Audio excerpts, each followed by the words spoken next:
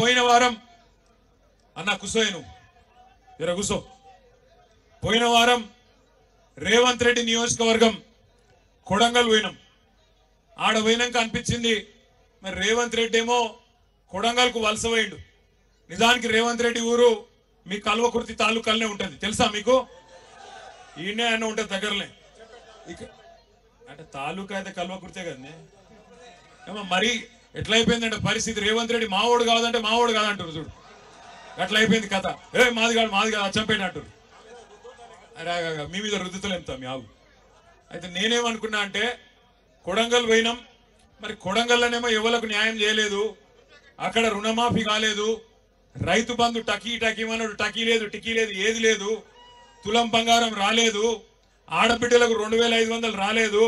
అదే విధంగా ఏ ఒక్క 420 హామీలు ఇచ్చి దొంగ మాటలు చెప్పి నంగనాచి మాటలు చెప్పి గెలిచిండో ఒక్కటంటే ఒక్క పని సొంత నియోజకవర్గంలో చేయలేదు.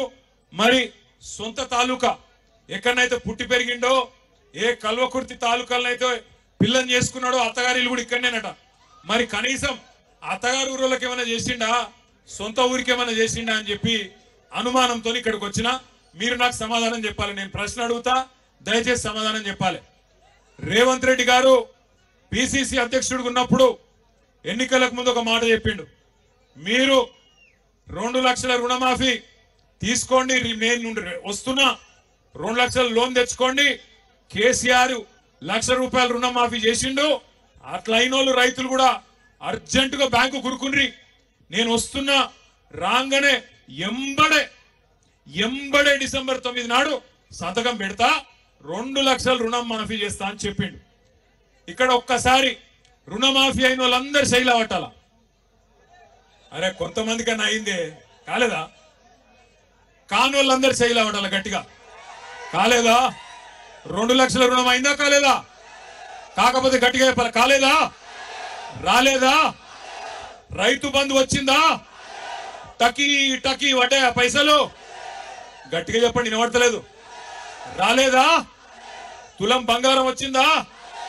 రైతు కూలీలకు 12,000 వచ్చినాయా?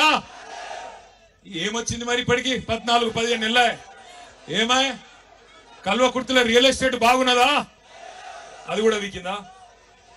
ఎందుకంటున్నా అంటే 1 కాదు 2 కాదు, ఇవాళ రాష్ట్రంలో గత 6 నెలల నుంచి అన్ని జిల్లాలు తిరుగుతున్నాం.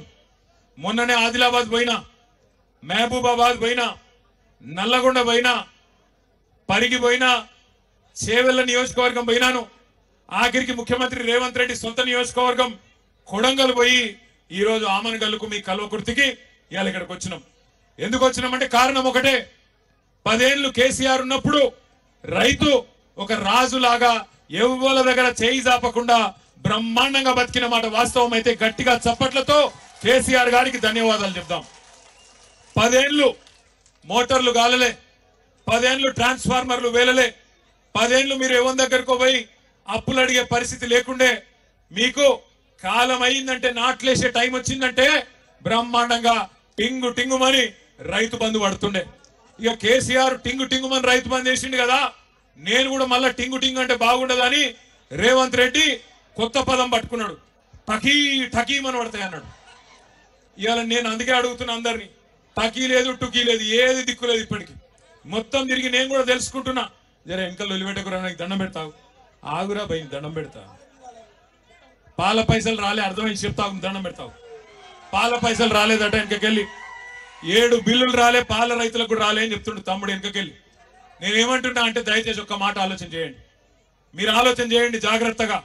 రైతు బంధు కేసీఆర్ బిచ్చమేసినట్టు 10,000 ఇస్తున్నాడు, నేను 15,000 ఇస్తా అన్నాడు.